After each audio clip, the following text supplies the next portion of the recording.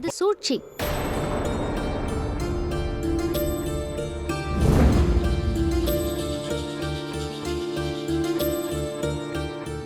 அதோடு நீங்கள் கூறினீர்களே, அதை தெரியாமல் கூறினீர்களா இல்லை வேண்டுமென்றே கூறினீர்களா?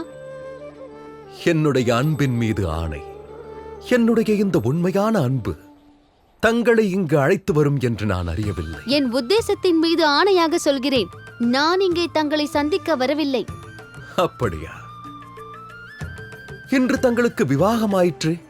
அதோடு உங்கள் தந்தையார் இந்நேரம் ராஜகுமாரன் வாசுவை அழைத்து வந்திருப்பாரே. இருந்தாலும் மாப்பிள்ளை அங்கே, பெண் இங்கே. என்ன காரணம்? அல்லது ஒருவேளை வருங்கால மணப்பெண்ணுக்கு மாப்பிள்ளையின் குணம் அல்லது மனம் பிடிக்காமல் போயிருக்கலாம். நீ நீ நீ ஒரு வேஷதாரி, ஏமாற்றுக்காரன்.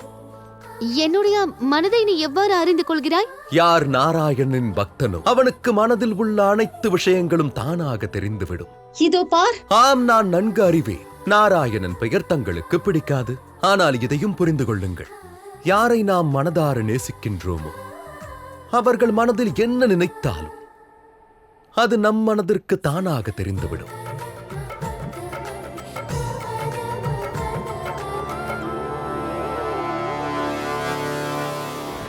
ஆனால் என் அன்பும் நானும் வேறொருவருக்காக உள்ளது. அதாவது வெங்கடேசனுடைய அன்பு, அதோடு எனக்கு நிகர் அந்த பார்கவியா?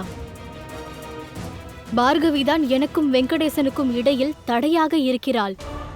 நான் கிளம்புகிறேன் ராஜகுமாரர் வாசுவை விவாகம் செய்ய.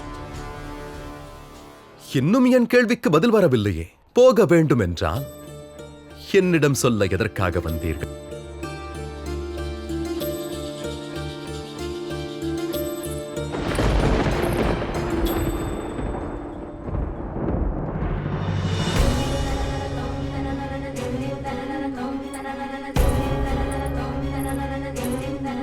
ஆனால் எனக்கு பதில் கிடைத்து விட்டது வெங்கடேஷா.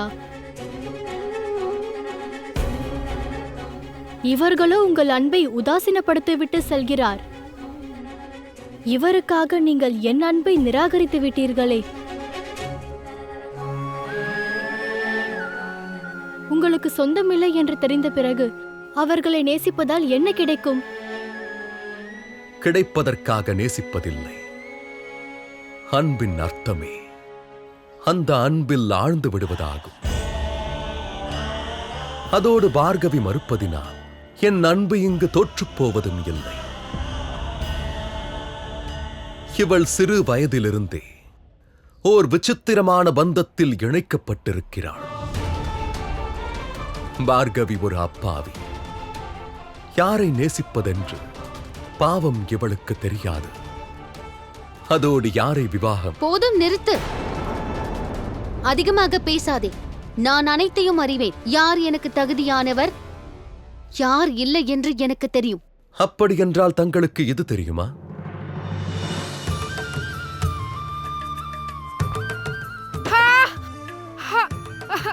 ஒன்றும் ஆகவில்லையே.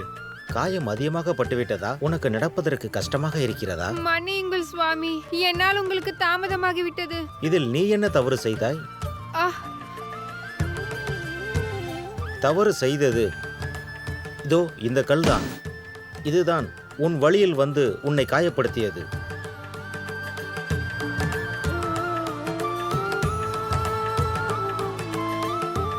தாமதமானால் பரவாயில்லை. உன் பாதத்தில் அடிபட்டுள்ளது, என் கரங்களில் இல்லையே.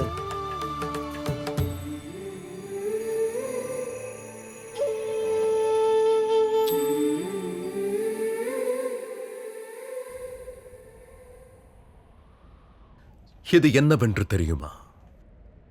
விவாகம். விவாகம் என்றால் என்ன? அதை யாரோடு புரிவது? அதை நான் சொல்கிறேன். விவாகம் உறவுகளை புரிந்து கொள்ள வேண்டும். கஷ்டங்கள் நேரும் போது துணை நிற்க வேண்டும். சங்கடங்களில் கை கொடுக்க வேண்டும். சிறுவயதில் உருவான ஏதோ ஒரு திருமண பந்தத்திற்கு விவாக அந்தஸ்து கிடைக்காது.